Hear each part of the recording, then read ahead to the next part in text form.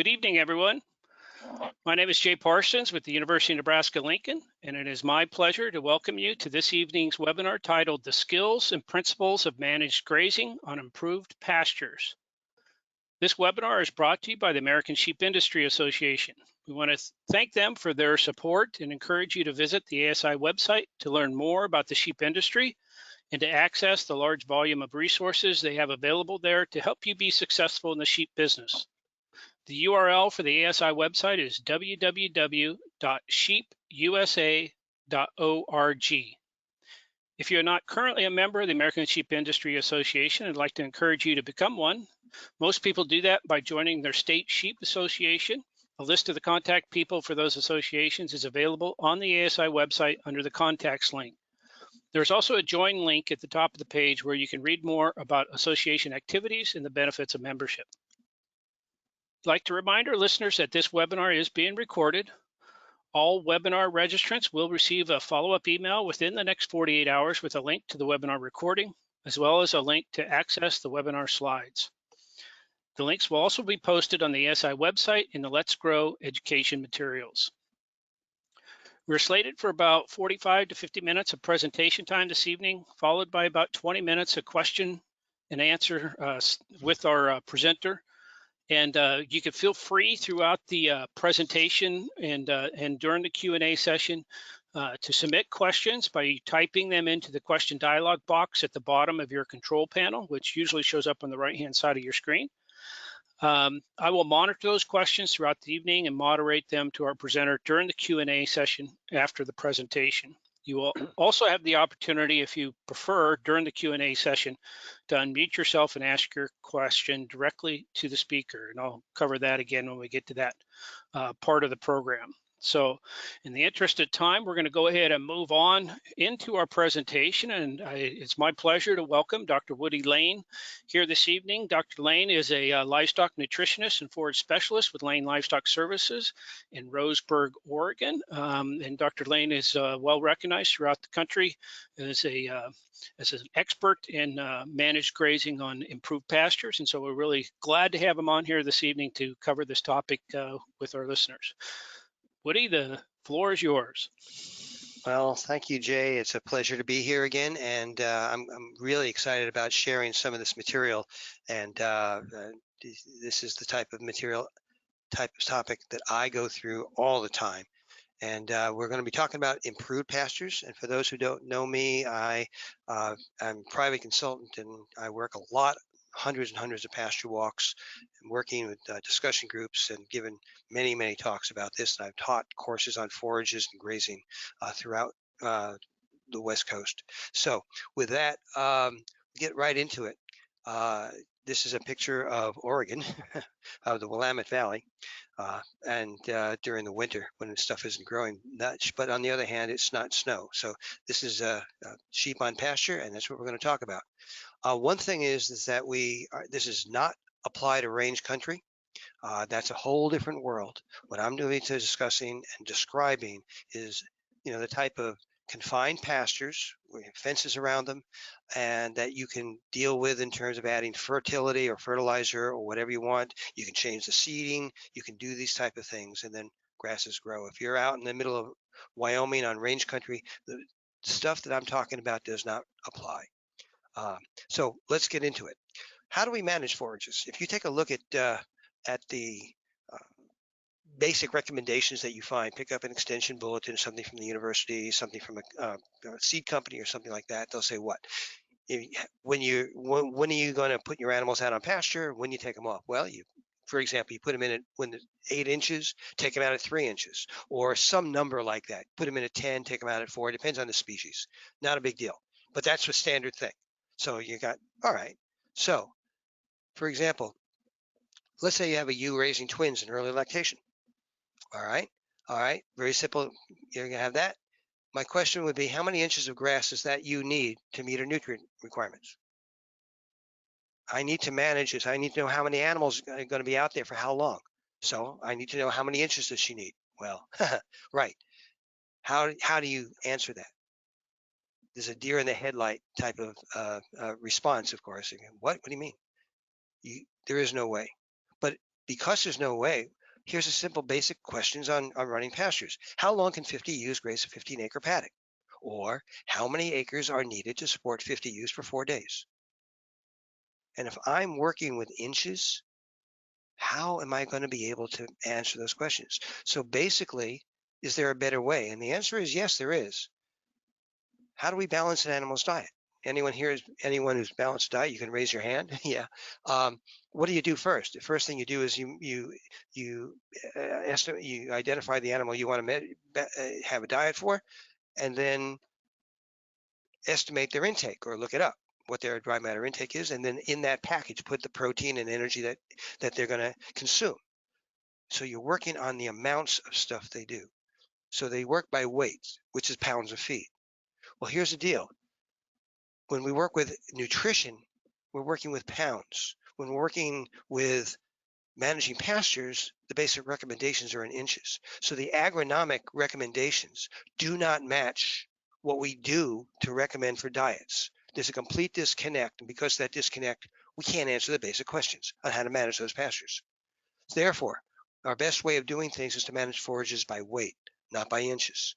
And this is what is done in New Zealand, Australia, parts of the UK, and around the world. And best grazers in the United States do the exact same thing. So here, we're going to do it by weight.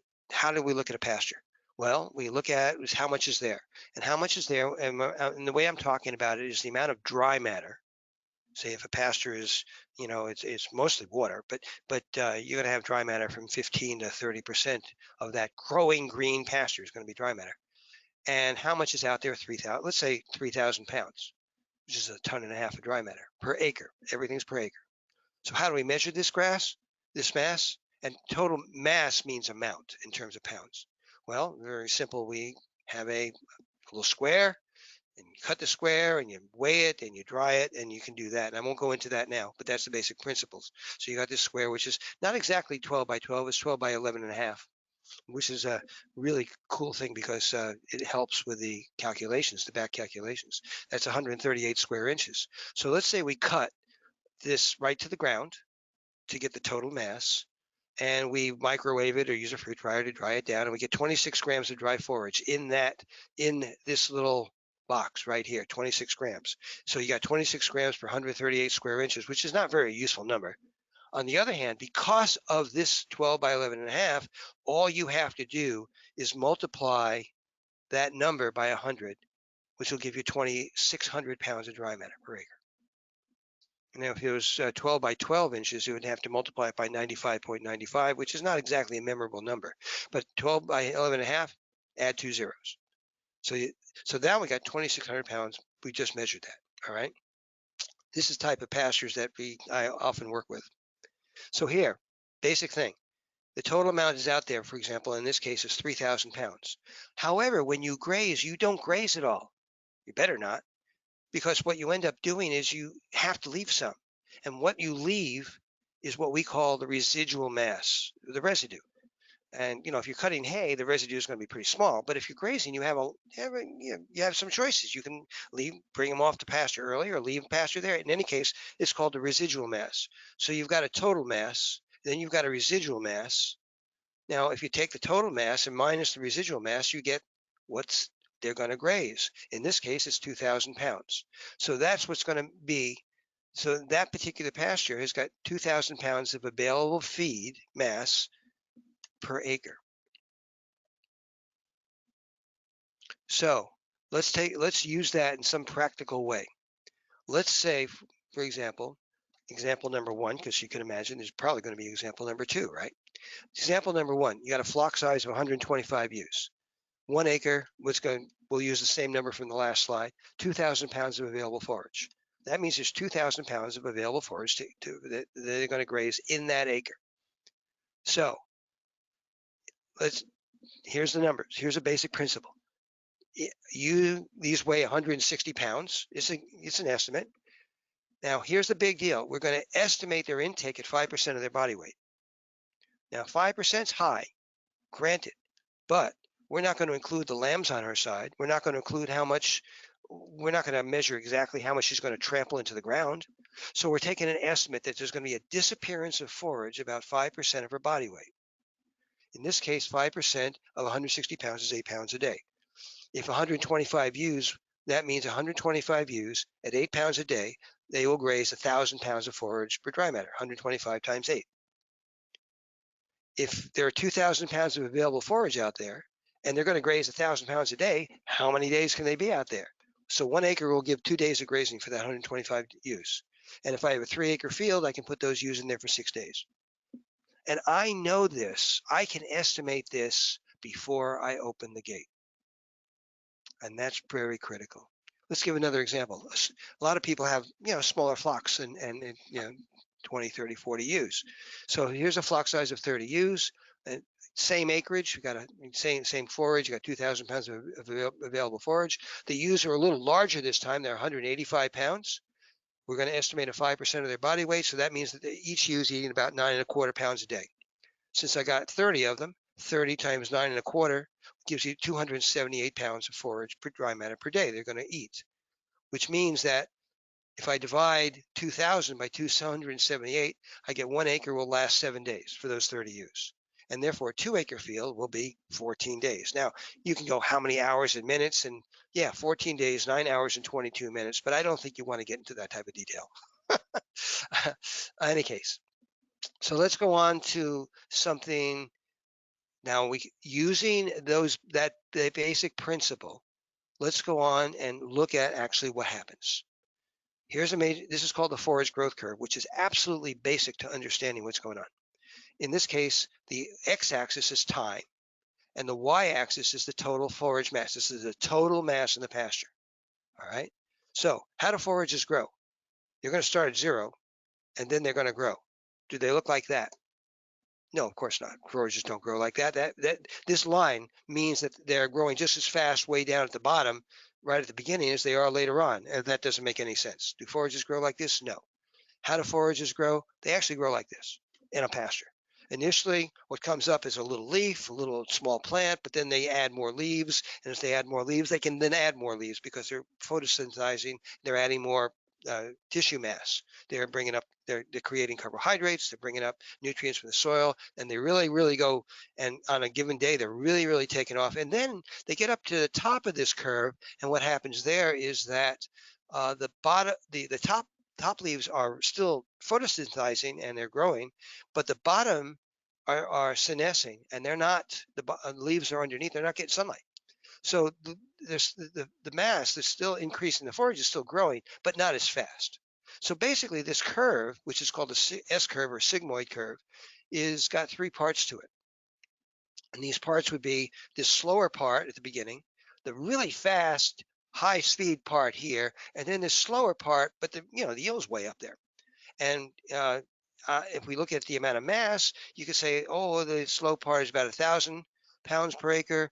This break point here is about 3,000 pounds an acre. Now that's going to change depends on the time of year and the species. But this is rush rule. This gives you some numbers to build with.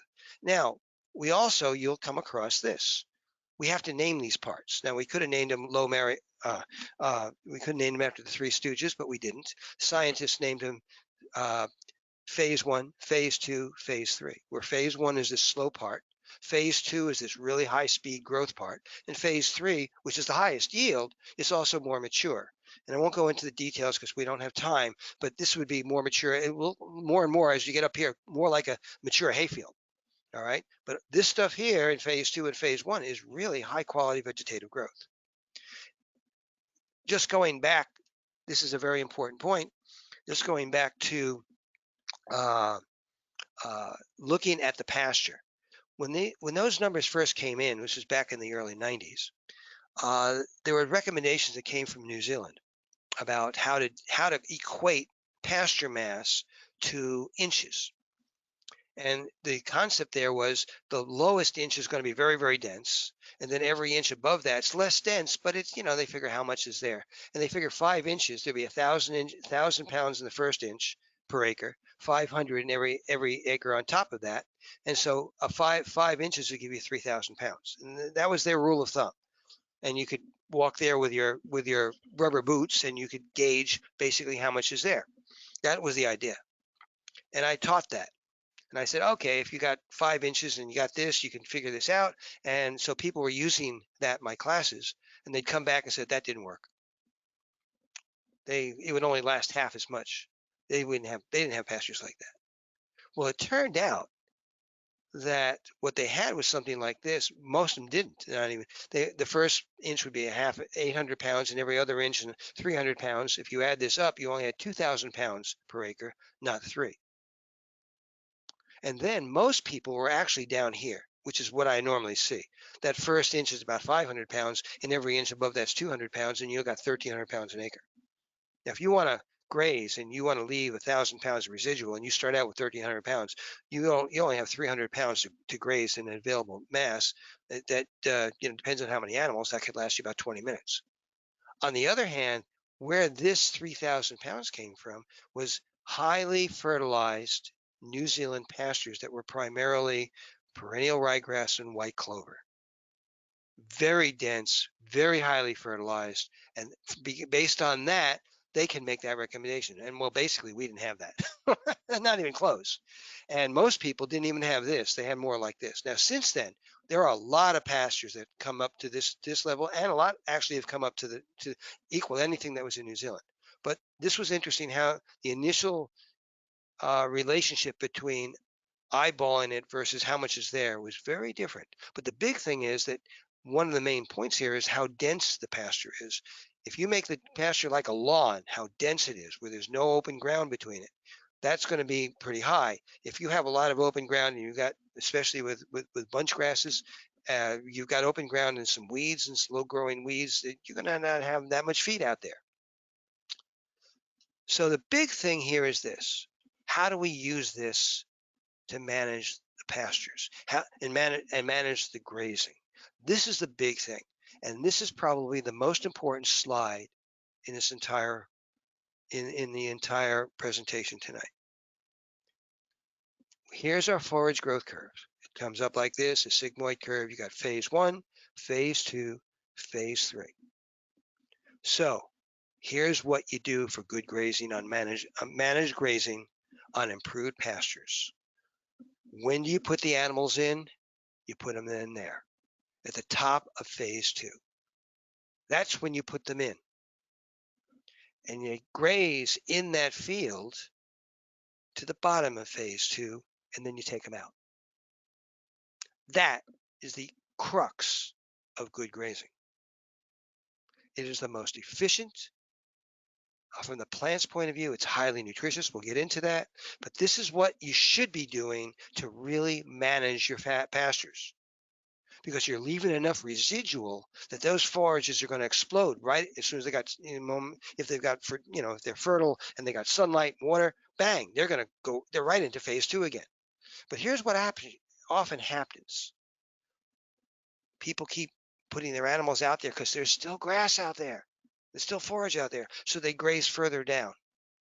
And now they're in phase 1. This is kind of like when you're shearing sheep. And I'm sure there are a lot of people who are listening who know all about that. And shearing sheep, and there's still some wool there, so you cut it off on the second cut. No, you don't. No, you don't. This is the kind of the forage equivalent of a second cut. You graze down into here, and what happens is now the pasture is left in phase 1, which means that in order to grow again, it's got to make up this part here before it even gets into phase 2, and that means it might take a week or 2 weeks to get up there. Now that's a week or 2 weeks that's added on to the time before you can put the animals in again. So if that's a week or 2 weeks, let's say it's a week, or let's say it's 10 days. So that means you're adding 10 days to a rotation. And if you're going to be on that pasture, say 3 times during the year, and you've added 10 days to each rotation, basically you've lost 30 days of grazing. You've lost a month of grazing simply because you've overgrazed a little bit each time.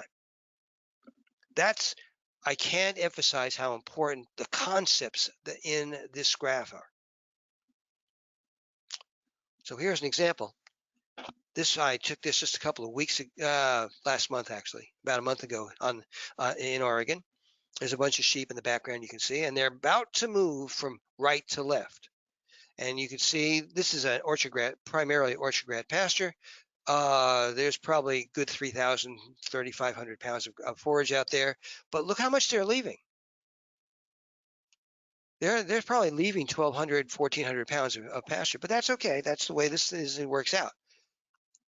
But they're not leaving 300 pounds, which most people would. A lot of pastures I look at, that's what they're down. So this stuff on the right is going to be exploding again, and probably within about 3 to 4 weeks, it'll be back looking like this. So the concepts we're talking about here are intensive grazing. And a lot of people, well, you could also call this management intensive grazing. And the concept of management intensive grazing, people think of you got a bunch of animals in small areas and you move them from area to area. So it's intensive grazing. So that's what people often think. That's not what this is.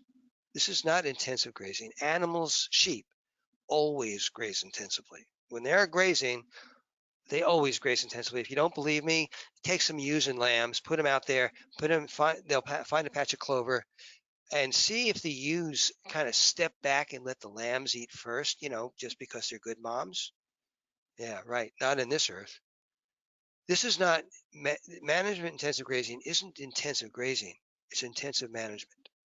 It's a thinking person's approach towards managing and juggling the animal needs and what you want to do in your enterprise and raising the forages to support that, the feed. So it's intensive management. So so let's look at some specifics of that approach. And MIG is management intensive grazing. Don't mistake it for a Russian war jet. This is just management intensive grazing. Number one, introduce the sheep at the top of phase 2. Introduce the sheep into the pasture at the top of phase 2. Remove the sheep at the bottom of phase 1. For the residual, that's the amount that you leave, don't graze into phase 1. And anyone who's ever been through my courses, don't graze into phase 1. Don't graze into phase 1. I'm sure they wake up in the middle of the night thinking, don't graze into phase 1.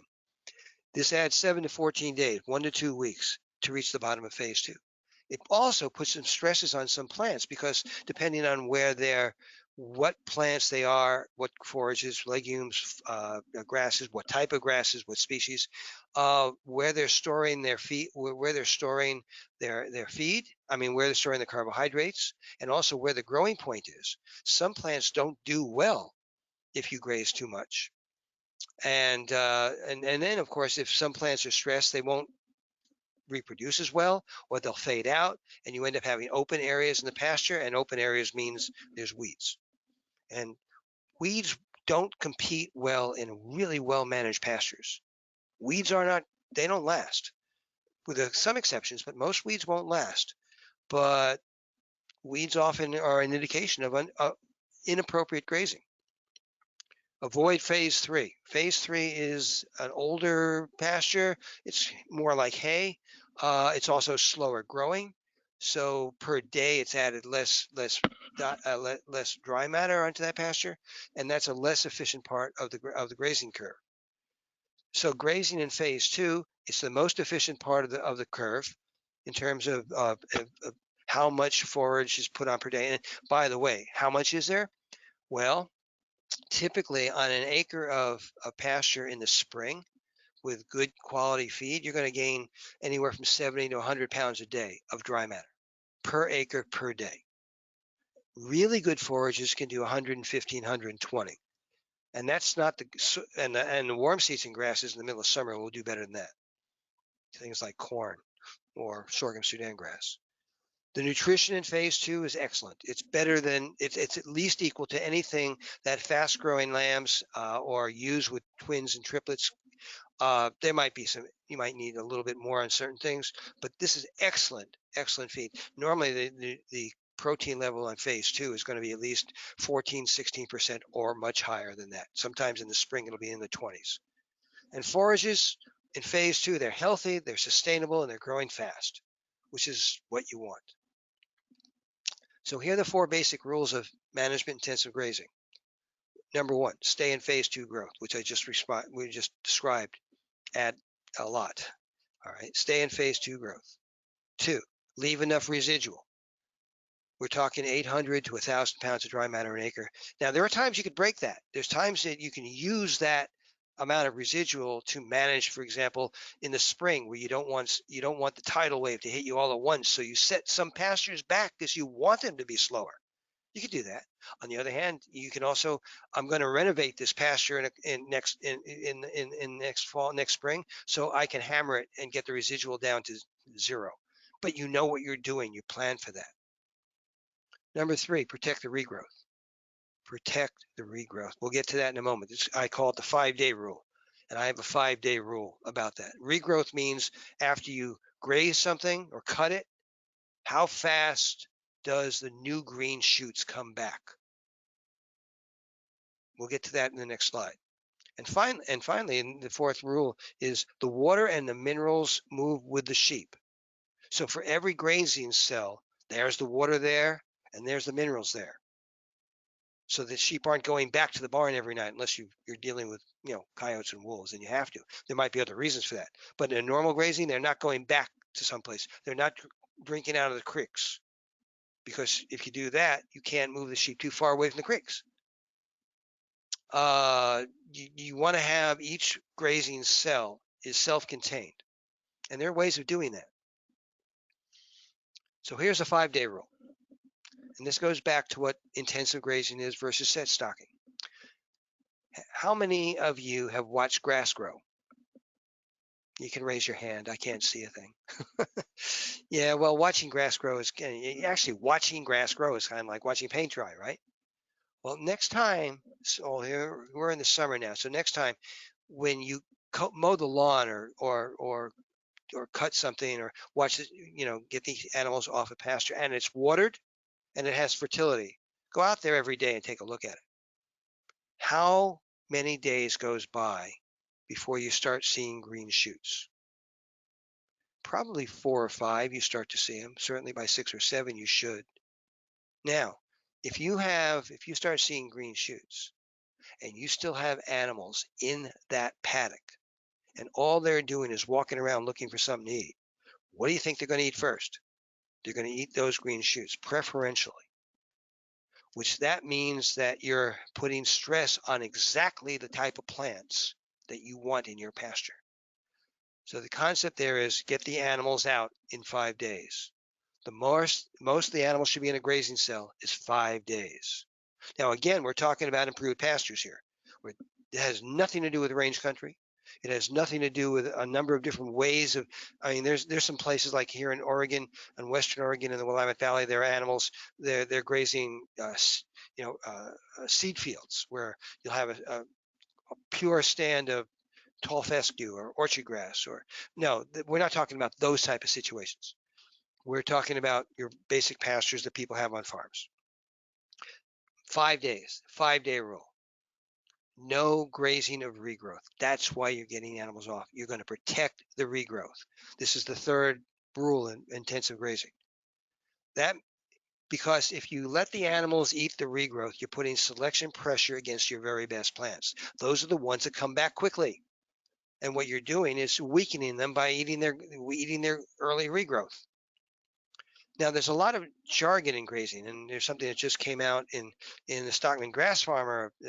Someone just wrote a long article about all the different types of grazing there is. All right, and there's a lot more terms than this, but there's creek grazing, a multi-species grazing, and forward grazing, high-low grazing, first and second grazing, whatever. If you take a class in agronomy or forage management in the university, you got to memorize this and get them back on a test.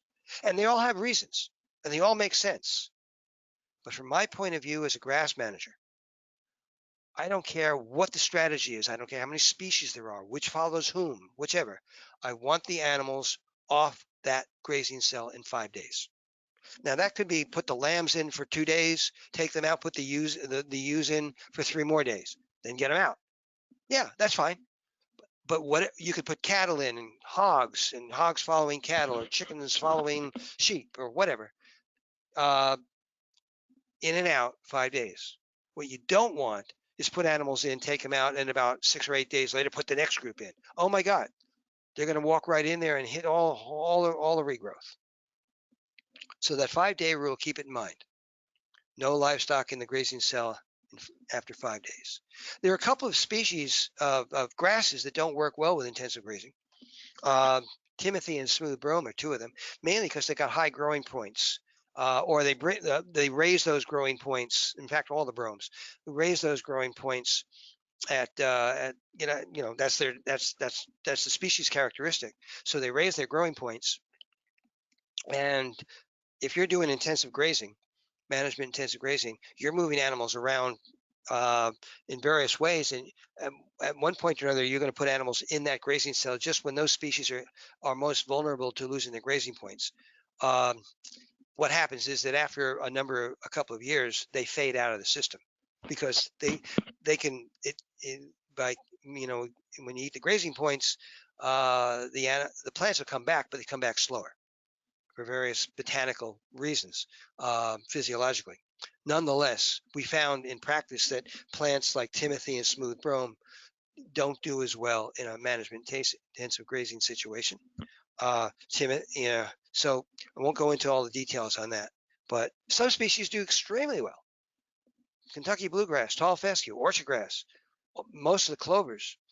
In fact, clovers do even better because you're opening up the sward all the time.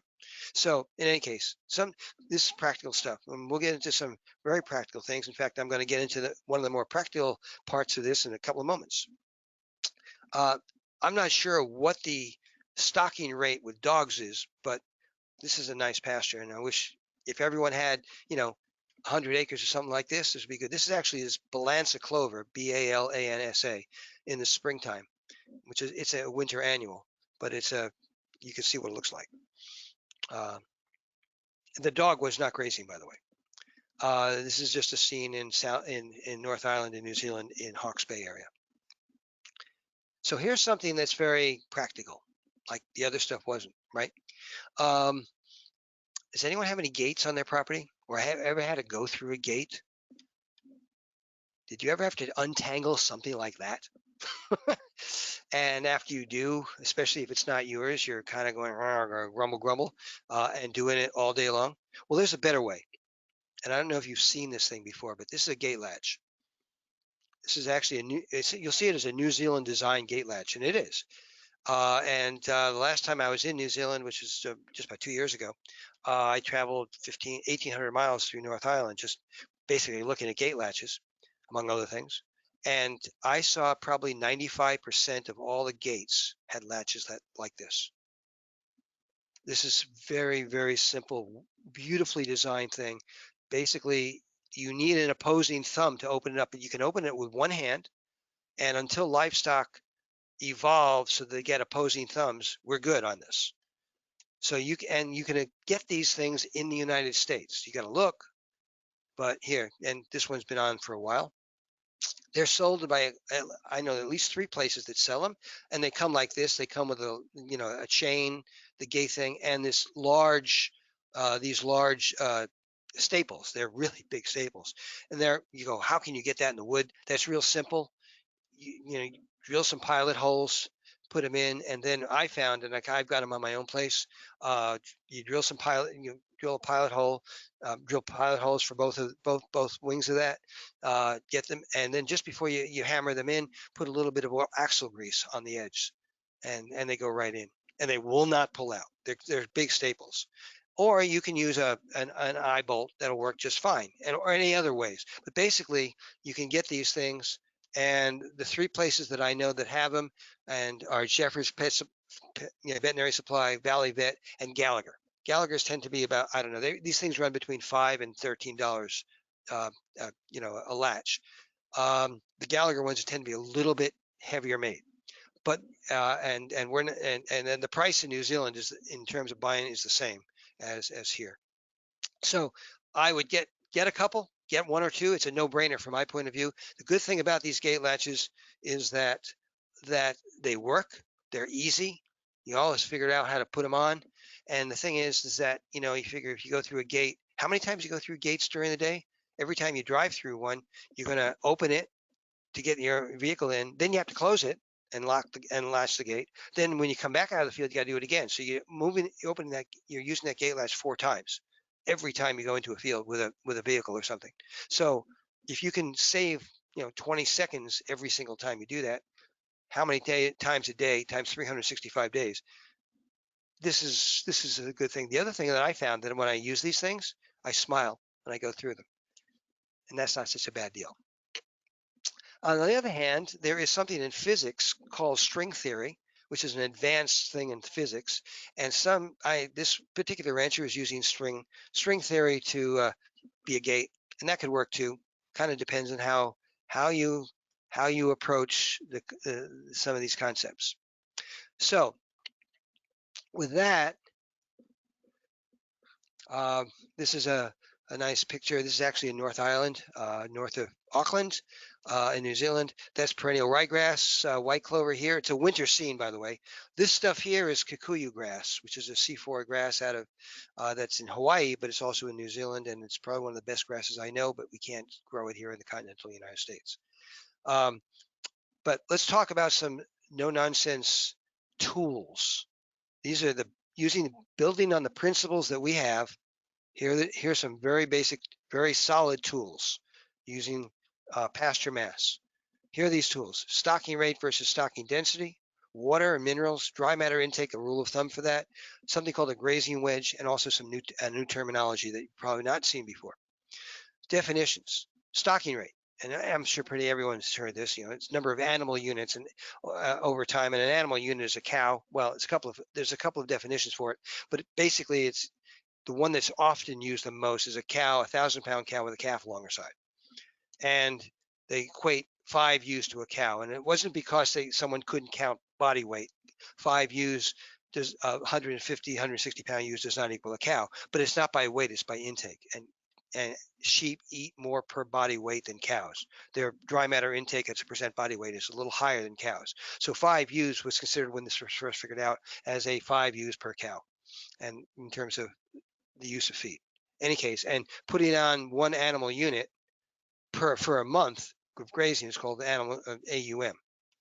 The purpose of the stocking rate of AUMs is for being able to charge fees for grazing on public lands, and also for other types of grazing when you're renting. How many animals do you have out for how long? That's very, very important in range country. It's very important in public land because you don't have much other tools except how many animals you put out for how long and where they are. I mean, you can't replant easily. I mean, you're not going to manipulate the fertility of a range country, and you're not going to manipulate the species. So you have very few tools. Stocking rates than one of them. That's very important there. But what do you do in a pasture in Kentucky or North Carolina or Vermont or Western Oregon on a typical farm? Family farm, you have sheep on it for a little bit, and then you take them off and they'll do something else. They'll be in a barn for a while. They're lamb or something. And you might replace them with, you bring in a small load of stocker cattle, and then you take them out and you put in some horses, and you also put some hay in there with the horses, just because you want some hay. You don't want them to founder, etc., etc. So on a given field or in a place, you've got animals coming and going, different species, and then of course you're throwing hay over the fence as well to feed them. So what does stocking rate mean? Not very much. I don't know how to calculate it like that. And if you get a number, what does it mean? Well, that's all fine and dandy, and they need it, realtors like to have it so they can tell someone how many animals the animal place can carry, maybe. But there's a better number. This is called stocking density. The stocking density does not have a time component in it. It is essentially how grazing pressure. What is something like at that moment? Basically, how many pounds of animal are out on that pasture at that moment? It's number of pounds of livestock per acre at a single point in time. It's essentially a way of expressing grazing pressure. For example, a stocking density of 5,000 pounds means that there are 25 ewes at 200 pounds per ewe per acre, or one 5,000-pound cow. I mean, or I guess there are elephants, or a small elephant will do it. Nonetheless, that is called stocking density. That's very important. That tells you about grazing pressure. For example, let's take 50 ewes, 150 pounds. That's 7,500 pounds of livestock, of sheep. If they're grazing on 5 acres, 7,500 pounds divided by 5 means 1,500 pounds an acre. Your stocking density is 1,500 pounds. That's all it is. And the good thing about that is it doesn't have to be ewes. It could be cattle. It could be goats. It could be horses, although horses graze a little differently. These are based on 4-legged animals. I do not know what the stocking density is for poultry, but that's a different type of question. But let's take a look. Let's say you got 50 ewes, 150 pounds. You got a 5-acre field. This green thing is a 5-acre field. All fields are square, so don't worry about it. It's a 5-acre field. 50 ewes, 150 pounds is 700. So that's 7,500 pounds. Divided by 5, the 5 acres gives you a stocking density of 1,500 pounds an acre. All right. Let's put a fence halfway down it. So now I've gone from 1,500 pounds to 3,000 pounds because I got those same 7,500 pounds, but now in only half an acre. So my stocking density has gone up to 3,000 pounds. You can tell where this is going. Cut it in half again. Now my stocking density is 6,000 pounds an acre. I cut it in half again. Now my stocking density is 12,000 pounds an acre. Cut it again, 24,000 pounds an acre. Cut it again, 48,000 pounds an acre. That doesn't mean the sheep are shoulder to shoulder and can't move. Not at all. Not even close. But look at this. Which of these do you think is going to have more weeds growing? Which of these do you think is going to have a much tighter grazing where the whole area is grazed evenly? Which of these is going to have a more evenly spread manure across the entire thing? Which of these is going to leave where the animals have the luxury of leaving stuff they don't like? For example, tall fescue and reed canary grass, or Serratia lespedeza. They're going to leave that because they've got the luxury. Which of these will they have a choice between eating chocolate and Brussels sprouts? All right. Stocking density is a good tool. So here's some practical guidelines I can graze tall fescue, which is notoriously not very palatable compared to some other grasses. Well, you get the stocking density about 15,000 and they'll graze tall fescue just fine. This is assuming they're in phase 2. All right.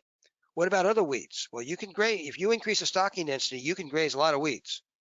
And if you have dry ewes, you can put your stocking density 100,000 pounds and you can take out a lot of weeds. Really. What about when you plant seed? One of the techniques of planting seed is it's called the tread-in method. That's also known as the hoof and tooth method, which means you put the seed on the ground, the top of the ground, and kind of moist ground, and you put the seed and then put the animals on it so they let them hoof it in. Well, a low stocking density won't have enough hooves per square foot. We found that about 25,000 to 30,000 pounds per acre is enough to do that. And that's a rule of thumb. What about intensive grazing? Management intensive grazing. Well, people who are using management intensive grazing, whether it's cattle, sheep, or goats, are going to have stocking densities of over 60,000 pounds or more. They're not shoulder to shoulder. So it's not like they're like we've seen political rallies where the stocking density is much higher than 60,000 pounds an acre. So they're not like that. But they're often above 100,000. Yeah, management intensive grazing. It's a very, very good way of handling forages, but you got to know what you're doing. And then you've heard of mob grazing, which is even higher, and your stocking densities of 200,000 pounds or more. I work with at least one sheep operation that does that periodically, a couple of months during the year. This is a good example of mob grazing. There's about 150,000 pounds an acre in this one. That doesn't mean you need 150,000 sheep. It just means that's how much pounds per acre. This is a winter scene in New Zealand. This is not, it's an overgrazed field, of course, but it's in the middle of the winter, and there's high stocking densities. And here's another practical tip, very practical tip. I said in rule number 4 with the management intensive grazing, water and minerals move with the sheep. Every grazing cell contains water and the trace mineral mixture. Well, here's something I found out about a year, and I started using it on my property, and I found this out from a ranch that's using this. And it's something you might want to look at. I'll tell you that. This ranks right up there with the New Zealand gate latch. I don't know if you've ever seen this, but this is a watering thing, a watering system for about 250 ewes. That's what they use. And this here is called a Hudson valve. And effectively it operates on the same principle as the toilet, with the float, but it's a little more sophisticated than that, but it's basically the same principle. And you buy this, I think they're about $30 on Amazon, and you get this black thing, and then you put the whole rest of it together by typical hardware you can get.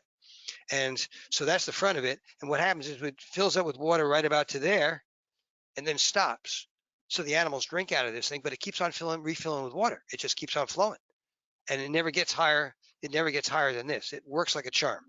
And the back of it is in the back like that, and it's attached with not very high tech. On my case, I copied these guys and used 2 wires, drill some holes, 2 wires. You need the 2 wires so that this thing doesn't shift upwards and kind of go in all directions. The 2 wires, see one there, and there's one there and one there. You can see that, and so it holds it in place. So that's called a Hudson valve, and I suggest you look into that. I got it from a place that uses it actually for thousands of sheep, and they have about one for every 250. I just used mine. I just had 30 sheep on my property, and I used it. Worked flawlessly, and I was able to go out there, check it, but I didn't have to deal with water. Work with water. This also means too is that you can get water everywhere with hoses or your friends. With these and this, you can put water anywhere on your property. And you can have a couple of 100 feet of hose. That's not a big deal for drinking water. Any case, so here's a nice pasture. We all should have this. So here's a rule of thumb for estimating dry matter intake, which is what we talked about at the beginning of the talk. How much do sheep eat on pasture? Basic rule of thumb. I usually start with a dry matter intake of about 5% of the body weight. For example, 200 ewes, they average 160 pounds. 200 ewes makes 32,000 pounds. At 5% of their body weight, that means they're eating 1,600 pounds a day. That's a starting place to estimate how long you're supposed to keep your animals in a property. If you're off, well, maybe 4%. Try it 4%. 4% of the same number of 32,000 pounds is 1,280 pounds a day. You get the idea. These are general rules. These are ground rules. These are the type of thing you do on the back on a tractor, and or in the pickup truck, and you're looking out, or in a 4-wheeler, and you're looking over your sheep and going, how much are they going to eat? This is not the same as looking up the NRC, which is the National Research Council, and looking up the specifics, because they're going to list ewes anywhere from 1.4 to 3.9%, and growing lambs can go up from 1.4 to 7.8% of their body weight. Those are listed in the tables. Those are dry matter intakes. Those are not requirements. Animals don't have dry matter requirements, but they're estimate of intake, right?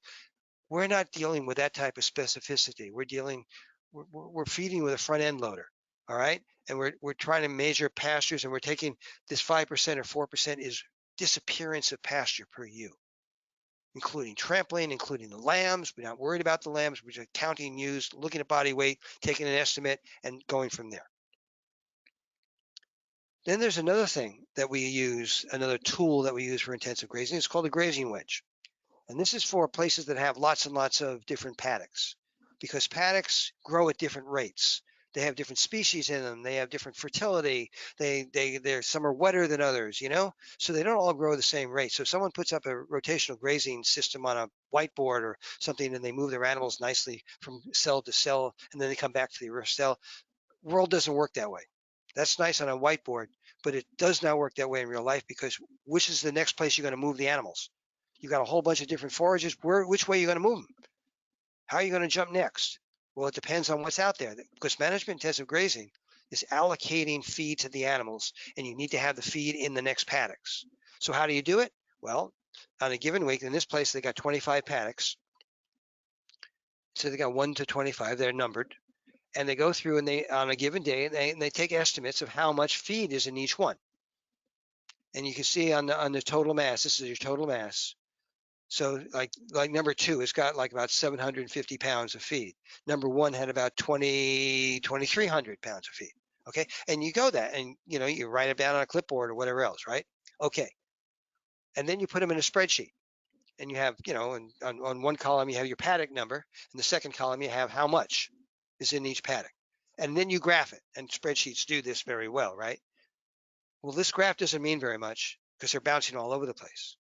So what we can do with a spreadsheet is reorder, resequence these numbers. Instead of being the number from 1 to 25, we can sequence it in terms of high to low.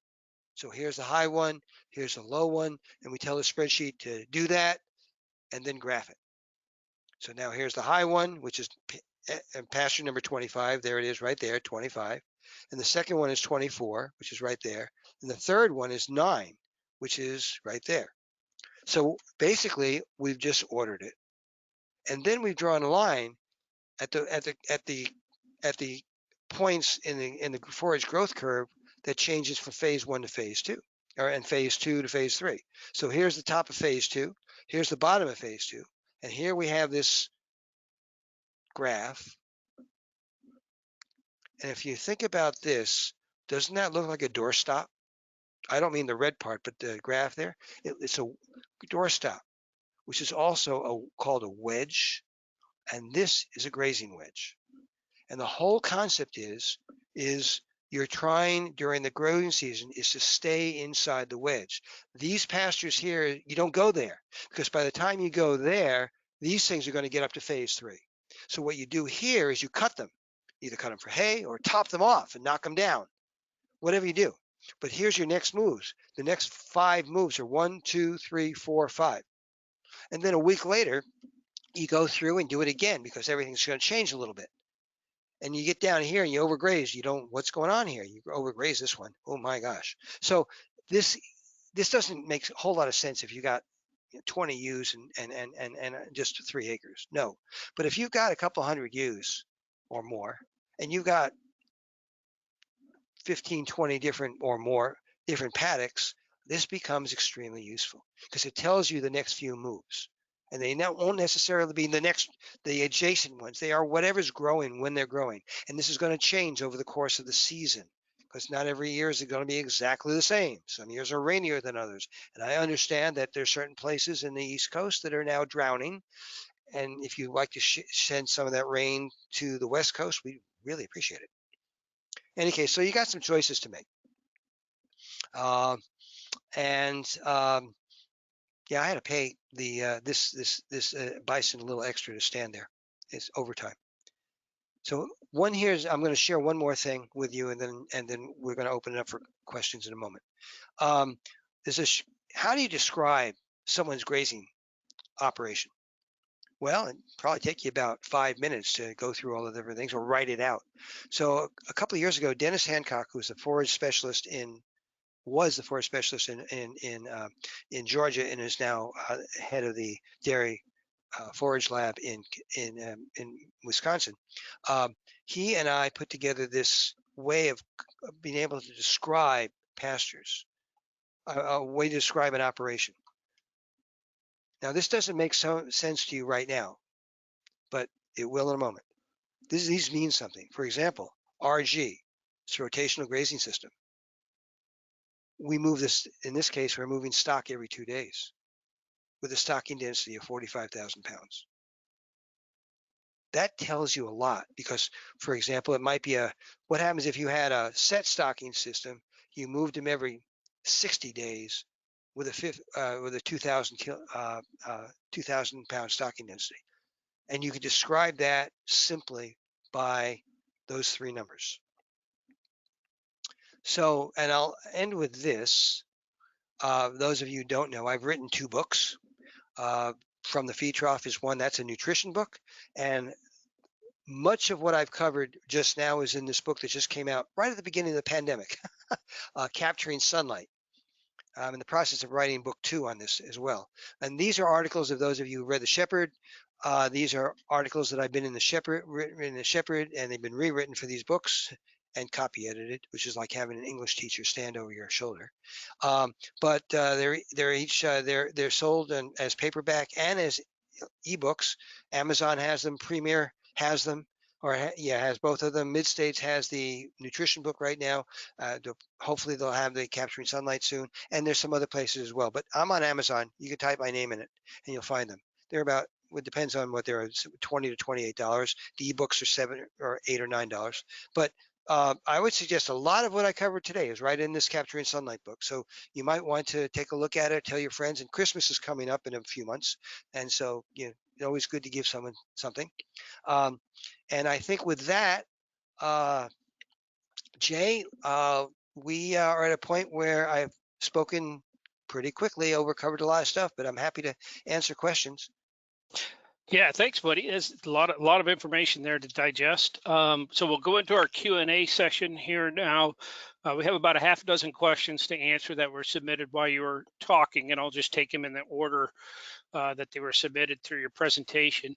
Um, just a reminder, you can ask questions of Woody by using the question box, which is over on your control panel, which usually by default is over on the right-hand side. You might have moved that or have it placed someplace else, but there should be a question box where you can type in questions.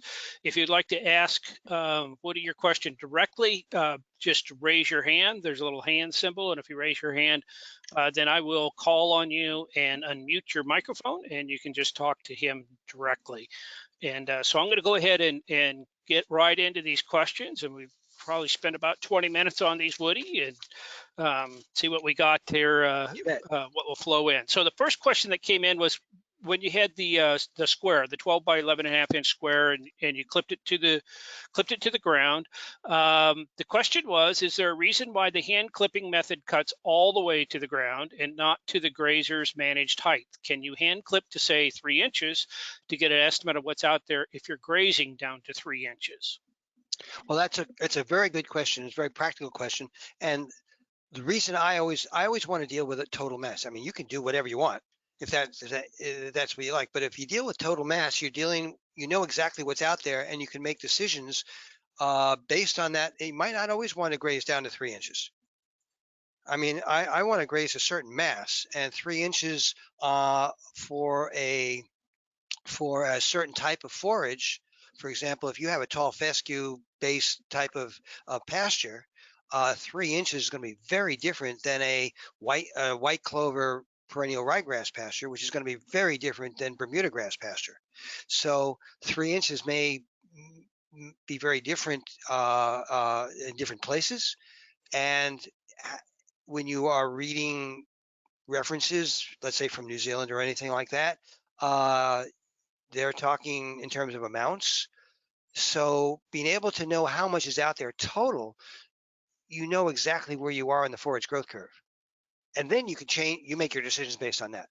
But if you feel comfortable at 3 inches there, I mean, there's no one standing over your shoulder saying, and pointing at you and saying, don't do it that way. You do it any way you want. I find the most useful way of doing it is getting a number for total mass. Okay, good. And then we had some questions come in on your phase curve, your phase 1, phase 2, phase 3.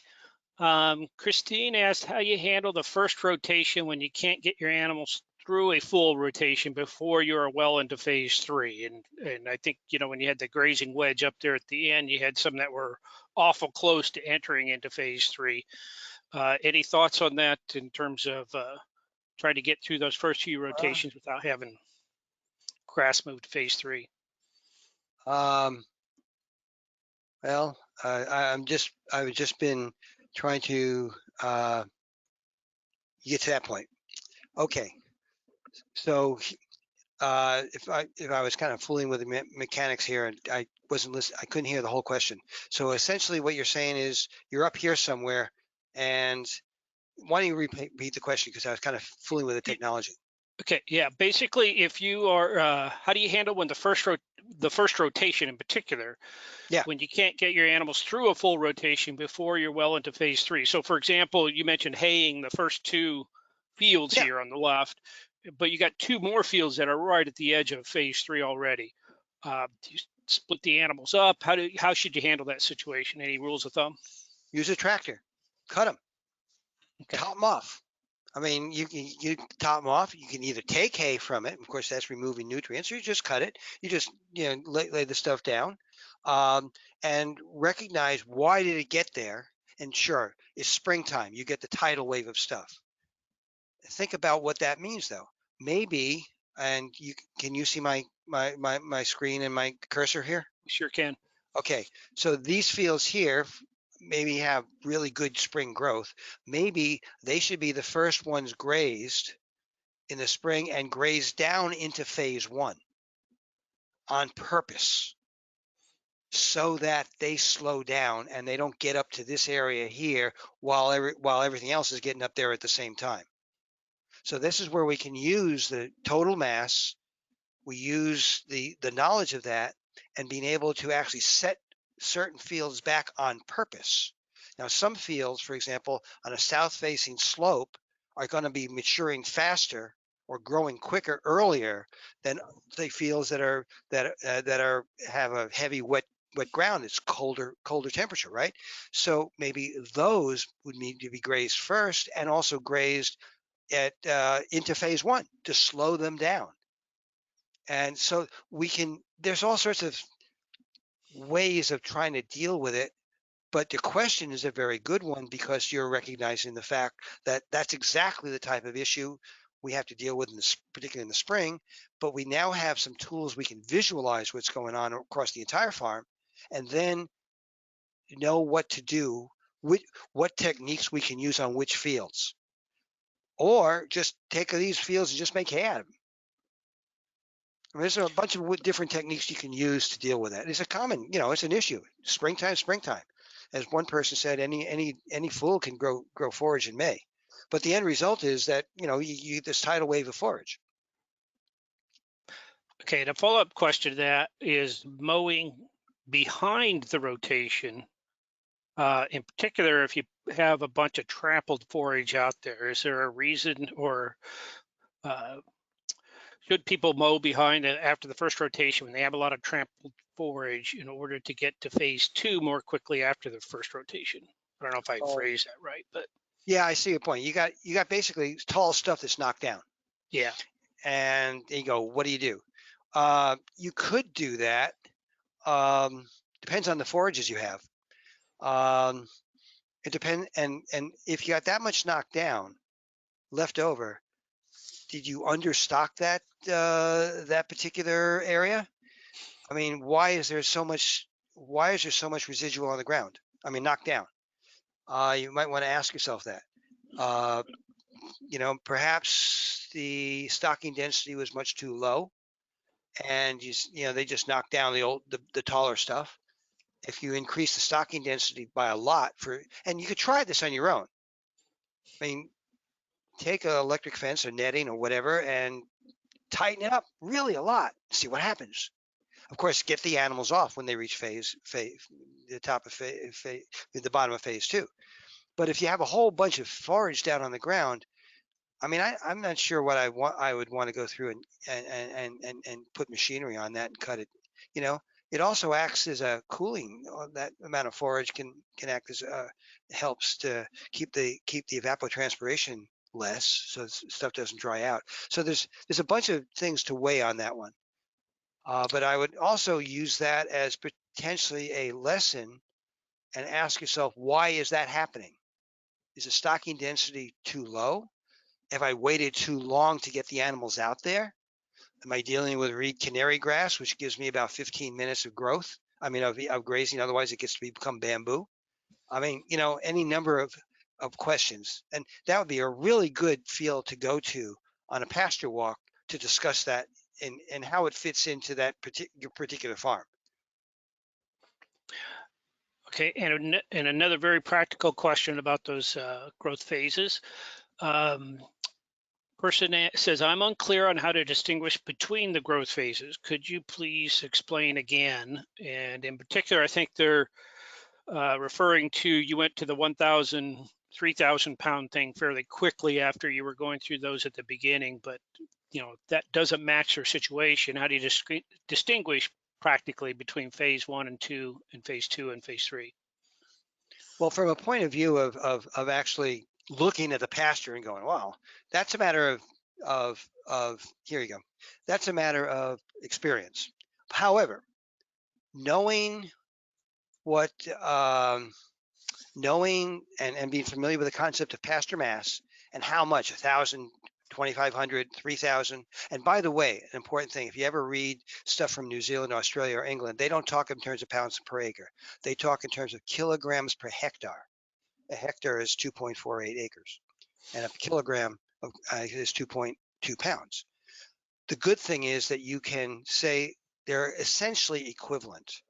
So like your seeding rate, fertilizer rate, stocking density, pounds per acre is about the same as kilograms per hectare. And I'm saying this as an aside, not that's not an answer to the person's question, but is a teachable point.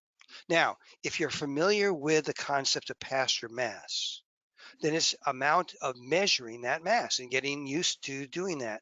And one way you can do that is you go through the process of having your little square, and this is the way we teach it and we use it very effectively, is that you do this pasture mass and you go through the whole process and you get these numbers and it says 2,600 pounds per acre.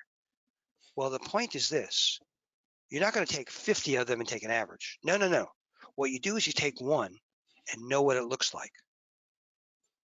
And then you now know what 2,600 pounds an acre looks like on that field. And the idea is about 1,000 pounds is the break point. About 2,500, 3,000 pounds is the other break point. So knowing the concept of how much is there, that's what you need to know when you're trying to figure out where are you in phase 1 or phase 2 or phase 3. That's basically it. Now let's take a look at phase 3.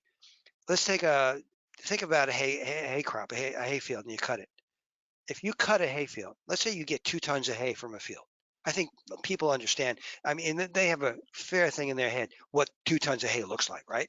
All right, 2 tons of hay is 4,000 pounds, right?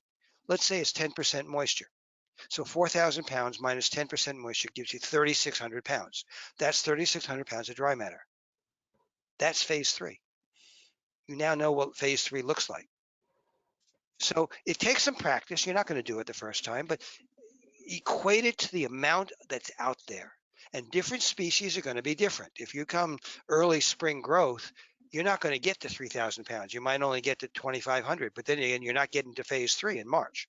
So, knowing this and having this under your belt as the framework, then you're able to look at a pasture, and if you can get the numbers, you go, okay, and if that's 600 pounds, you're in phase 1. If it's 1,200, 1,800, 2,000, you're in phase 2 somewhere. Phase 2 it's very good pasture.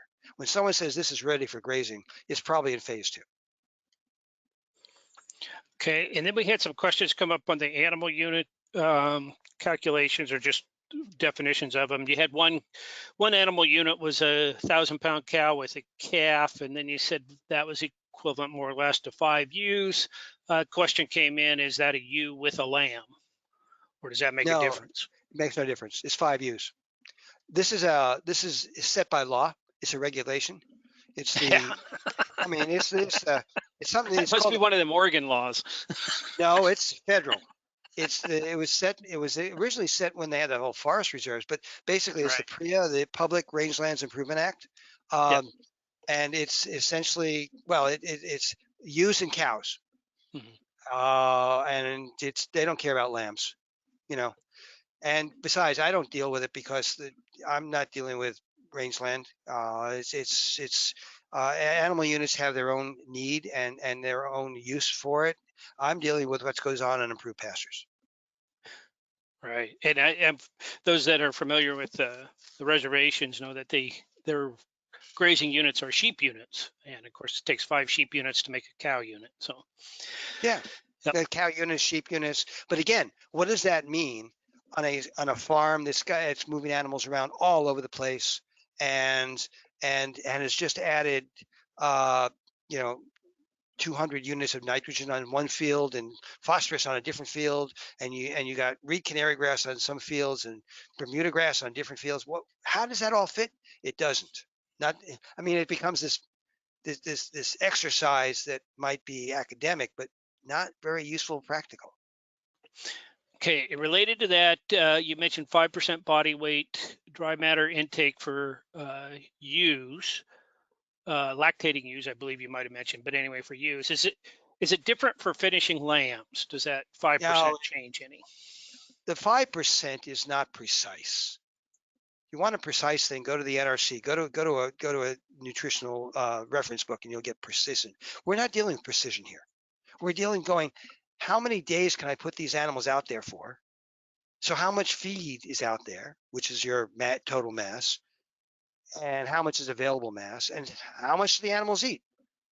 So how much animals, meaning disappearing, how much do they trample? How much, if you got ewes and you got triplets, she's going to eat a little more than ewes would have singles, of course. So we're going to overestimate the whole thing. And she might eat, you know, 3.2% of her body weight, and the lambs might eat 5% of their body weight, but they're much lighter. You could go crazy trying to get all those numbers together. You just take the average ewe weight, add them all up. You get, this is the weight of that mob of sheep, of ewes. Take 5% of it, and then move on. You're not trying to use three. I was just joking when I said be on there for 21 hours and 5 days and 21 hours and 18 minutes. I was pulling everyone's leg, but the end result is we don't do that. What we do is we take general averages so we can make decisions on pasture management. Okay, good. So we do have one person that's had their hand up. Donnie, you've had your hand up for a while here. I don't know if you're ready to ask a question or not, but I'm going to go ahead and well, I can unmute you, Donnie. So if you're wanting to ask a question, now's the time to unmute yourself. And it doesn't look like he did that. So I'm going to assume that he doesn't have a question. Okay, so we had a question on the manipulating stocking density. I'll just read it to you. What is the point of manipulating stocking density if your stocking rate isn't appropriate? I would argue that getting the stocking rate right is more important than effects of stocking density. Would you like to address that? Well, you can argue it all you want, but stocking density is what you actually do at that moment to manage a particular field. Stocking rate is not relevant. Stocking rate's over time, and it's over the entire operation. If I have a 10-acre field, and I'm going to try to plant something on it, and I'm going to try to tread it in, stocking rate means nothing. Stocking density gives me how many hooves per, how much weight there is actually pushing the seed in the ground. Stocking density is a day-to-day. It's a photograph of the pasture at that moment, and it's the way I can manipulate the grazing pressure to do whatever I want to do on that pasture for managing the forage as the forage grows. And that's a useful term. I'm not going to get into an argument about which is better. Stocking rate has its purposes, but it's not very useful. And I've been doing pasture management for a long time. It's on a day-to-day basis when you're trying to figure out what's going on, and you're going to make movements across the pasture, and you're going to choose this pasture versus that pasture, and how many animals you're going to put in at what time.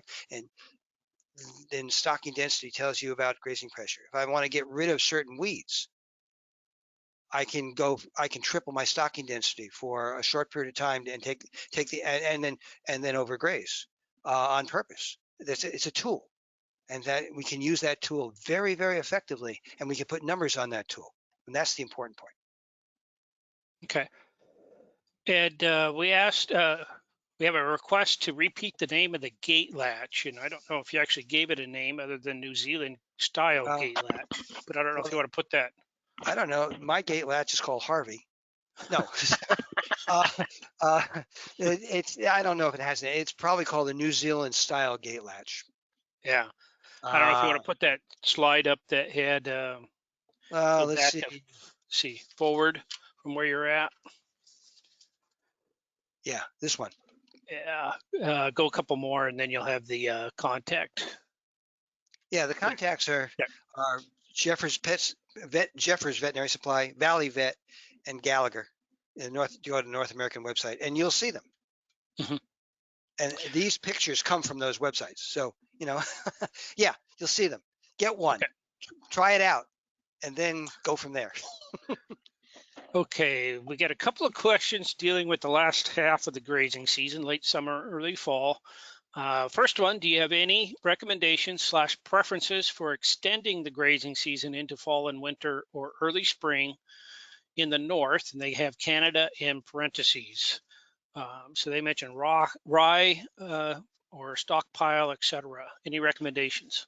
Well, there's a few ways, and we talk about this all the time. I mean, in many places around the where you can go grow tall fescue, particularly if you can get it without endophyte, you can stockpile tall fescue, which is typically done, and in that case they close off the field say early August and fertilize it properly, and there's all sorts of recommendations for that, and then let the stuff grow until the frost, and then you've got standing forage. You don't graze it, you don't do anything to it, and then comes the frost, and then the plants go into dormancy, and then you can move your fence across it and graze the standing forage for months as long as you've got the stuff.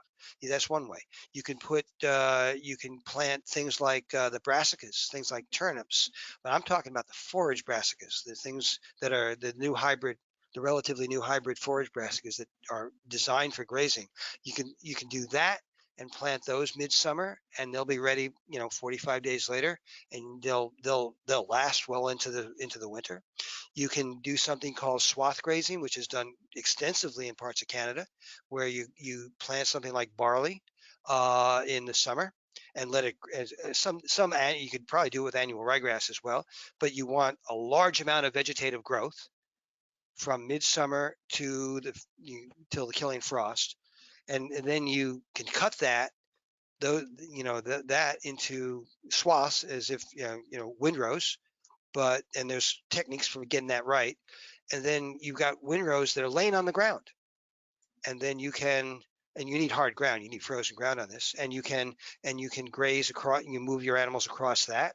So and there's bale grazing, which is uh, uh, making bales, large bales. You can do baleage or large bales of dry hay, and putting them out in a grid on the field, and then using electric fence, use one bale at a time throughout the winter.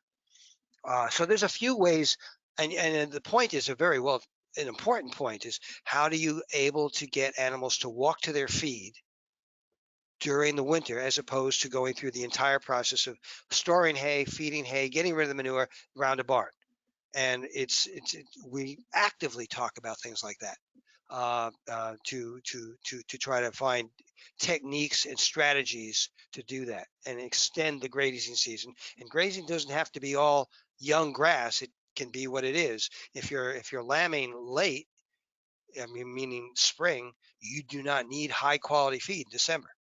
So there's a bunch of, or January. So there's ways of dealing with that. I hope I answered the question. It in itself is a webinar by itself. So there is. Okay, fair enough.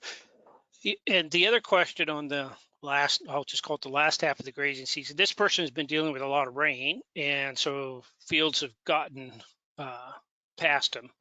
So they are interested in mowing now and wondering if there'll be enough late summer into fall growth to get back into good phase 2 or to be a good phase 2. And then they also mentioned that they have several fields with knapweed in them with tall stems that are well into phase 3. Any recommendations there for them? I'll answer the first one first. I mean the second one first. And I have to look up. Some knapweeds may be toxic, have toxicity, so be careful on that one. If you want to get rid of the stuff, put 100,000 pounds an acre, you'll get rid of knapweed. But I need to check. I would need to check seriously, Jay, if there's some toxin involved with knapweed or which knapweed it is. So that's always an issue, always a potential issue with some weeds. But increase the stocking density a lot more. One of the things about people who've not done this before or newcomers to this concept is they will tend to, and I did too when I first started on my own place, is I would give them more room.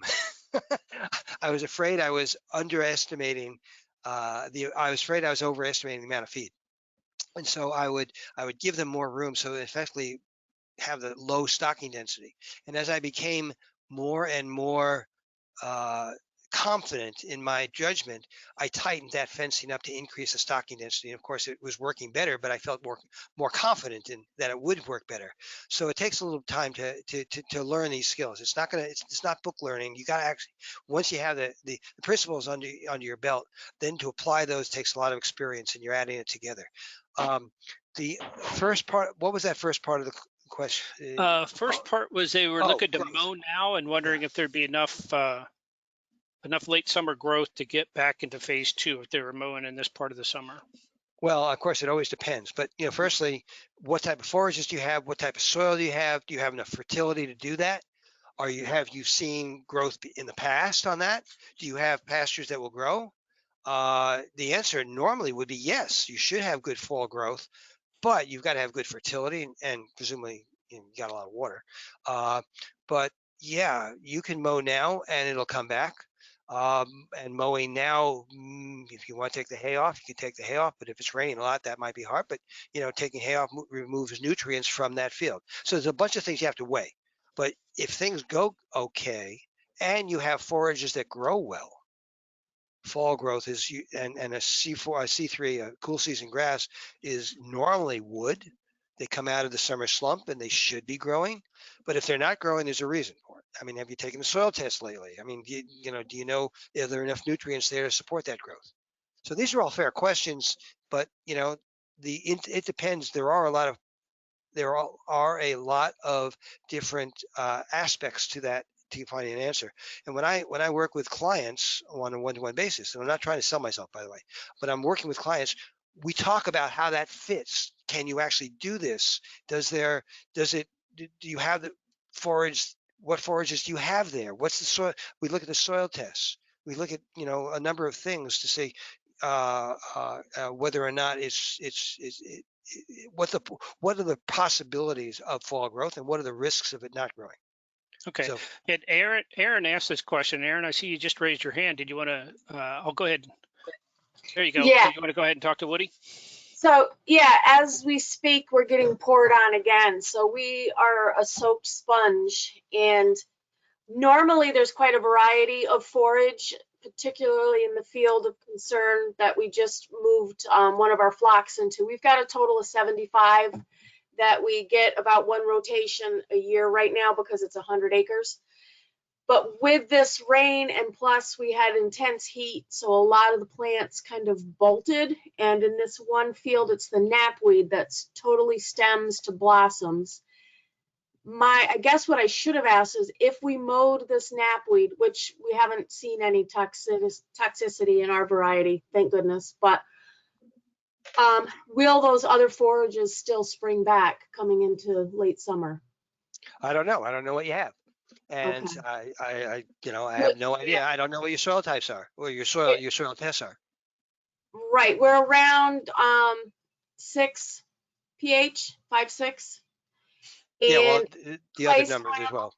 Yeah, clay soil. We've got a mix of clovers, timothy, vetch, bluegrass, rye. Well, let me give you an answer because there's other questions as well. Yes. There's a lot of things going on there. I mean, a couple of those forages, timothy not being one, but some of the other forages will grow in the fall if the weather is fine and if it stops raining. And if you go through and put 30 pounds of nitrogen on something and see if it grows, 30 pounds per acre I'm talking about. Yeah. So there's a couple of ways you can help improve the chances of things growing, but not knowing exactly what's out there and what's the history is, I can't give you an exact answer. I mean, Right. that's the type of thing where you need somebody with knowledge to walk across the pasture, take a look at it, and who knows what they're doing. Right. And in the uniqueness of this year alone too. Well, yeah, I mean, you could just change and plant paddy rice and go for there. That's what I'm thinking. Take a canoe out to let the sheep in the next paddock. I might as well use rice. Might as well use rice. All right. Thank you Good very luck. much. Okay, thank you, Aaron. And one last question here on the you had water and minerals move with the sheep, I believe was the slide.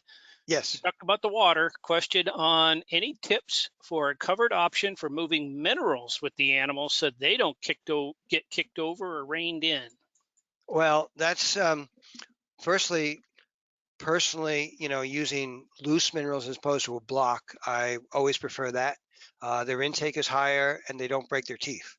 And plus, if you need to add something like magnesium, it's really hard to add magnesium to a block that's already in place. But what you're talking about is a design thing.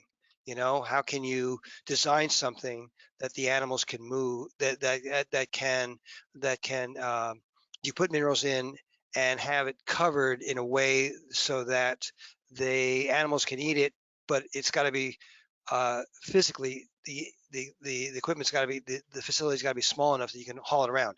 Well, find something you can put on skids.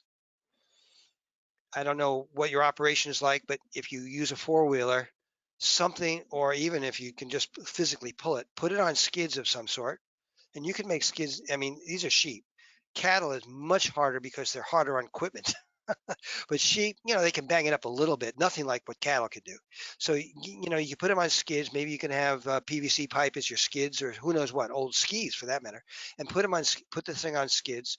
And there are, I'm sure, a whole bunch of designs that you could probably find online for that. But the concept is, so it's movable, and if you necessary, depending on how many animals you have, you could pull it. You just pull it across the fence and put it in the next paddock.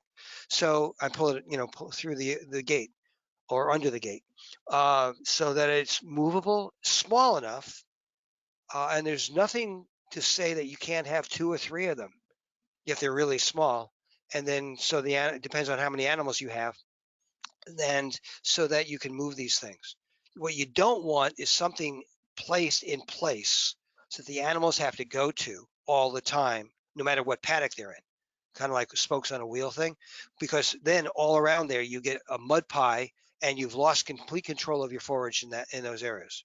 So something that moves with the animals is important. And then you have rain, you gotta have a bit of a design for that. And there's some designs out there. And the same thing with water. What I showed about the watering thing is exquisitely designed for moving. I mean, this thing, I have my own and I move it. I mean, it doesn't, I would suggest that you have a hose that comes out to about here and make your attachment there for the new hoses each time. So you're not screwing around with the PVC pipe. So any case, I hope that answers the question, but you can get designs online, I'm absolutely sure, but make sure the thing's small enough that you can move it either on your own place if you have to pull it by hand, which is not a big deal. If if it's light enough, it's small enough, and you only have a few sheep. But if you got more than that, if you use a four-wheeler, then you can easily hook it on the back of a four-wheeler and drag it 50 yards. So. Okay, thanks, Woody. And yeah, we've run long here. I appreciate all the questions that have come in. We have had several questions come in the last few minutes. And I'm going to go ahead and share those with you, Woody, with the email and contact email name of the people that asked them. If you put a question in and rather I not share that, just let me know. Just drop me an email and let me know that you'd rather I not share it. But we've had some good questions come in on some different related topics with moving sheep and mowing in particular. Jay, has a couple of things. Number one, if someone's written questions, you want to send them to me by email, that's fine, but I'm not really going to answer them by email. Someone puts their phone number in there, I'll talk to them on the phone. As a private consultant, I know the importance of knowing who I'm talking to and what their operation is like. And the generalized answers are just that, generalized answers. But if they want to find out more details about a lot of what I've said, get my book. That's blatant commercialism, and I apologize for that. But a lot of what I've talked about is in more detail with background stories in my book called Capturing Sunlight. So that would be helpful for them. And there is some humor in there, but that's in the eye of the reader. Okay, well, if you wouldn't mind, then I'll ask I could ask the three main questions that have come in a general sense. Okay, so one of them has to do with soil temperature and ground cover. Grazing down to different levels and having soil temperature, keeping soil temperatures cool and whatnot. Would you like to address that at all? Bare ground issues at all? Bare ground is bare ground. Yeah. And in good grazing, and we're talking about improved pastures, you want the ground covered at all times with green solar panels. So if you have bare ground, you got a problem. Don't have bare ground. Seriously. And if there is bare ground there, kind of think back about why it's bare ground and find ways of covering it with forage. And I'll use the word grass, but it could be any type of forage. And one of the principles of good soil management is keep the ground covered. I'm Okay. not a soil scientist, but I've heard that many, many times from soil people. Keep the The, ground. the question mentioned specifically trampled grass. Is that a good purpose for trampled Oh yeah, grass too? Yeah. oh yeah, Okay. absolutely. And in fact, one of the places that I work with uses some mob grazing, and they come in with really long rest periods. That's part of the whole system, and they come in at maybe 200, 250,000 pounds an acre for a day, and then they move to the next one and next one. But they leave a lot of trampled. They leave a lot of the thatch, you might say, on the bottom. I mean, trample stuff. But the thing about what that does is it firstly there is a coverage. It does prevent evapotranspiration. It reduces the amount of evapotranspiration. You get a lot of winds and hot weather, you can lose a lot of moisture out of that soil, which of course puts plants under stress. And having trampled, I'm not saying the design is to have lots of trampled stuff, but it doesn't necessarily do the harm you think. Because if you have open ground that's in the sun and is baking in the sun, it's going to not only become hard, but it's going to lose moisture at tremendous rates. And then without moisture, the plants just go dormant. Okay. And the other one that's come in, 2 or 3 people have asked about parasites and the rotation schedule and stocking density. Basically, higher stocking density that increase the issue with parasites, and should they be rotating more often? I don't know how Well, much you want to get into that. let me very, very clearly, rotational grazing does not stop parasite control. I know it's been repeated many times online and it's wrong. You do rotational or intensive grazing, you're actually grazing close, within a couple of inches of the ground, and there's going to be parasites there. You're going to have to find a way of treating that. But just moving animals around rotationally does not reduce the parasite load. Okay. And there was one other one, but they have left. So they asked about animal performance and stocking density forced them to eat less desirable plants. Is there an issue there to be concerned about? Well, you firstly have to define what less desirable plants are. All forages are high quality at some time during their early part of their life, all of them. If you let it go to bamboo, it's going to be low quality. It also depends on what animals you're talking about. Do you have dry ewes? Do you have ewes trying to raise twins? Do you want fast growing lambs? I would never put fast growing lambs in places where I'm going to stock so heavily that that they're going to eat things I don't want them to eat. So there's a lot of juggling going on there and a lot of judgment. But for example, if you wean the lambs from the ewes, then you have 2 different flocks. You've got dry ewes or drying out ewes, and you've got fast growing lambs. They go to different parts of different pastures, or put the lambs in first and then put the ewes to follow them within a 5-day rule. So there's a lot of different options there. I kind of, if you let the animals eat just chocolate, they will be very happy and they'll grow the fastest. But you have to decide what you want to do on your property. And if managing forages well and being able to, here's the main thing. By managing forages very well, we are able to reduce the amount of money we spend on feed. And I say money, I'm talking about all expenses, and you're an economist, Jay. All the expenses that go into feeding animals. And if we can feed animals by having them walk to their feed, that's considerably less expensive than any other way. And if we can do that, that reduces our general expense and, feed costs, what 70, 60, 80% of a budget.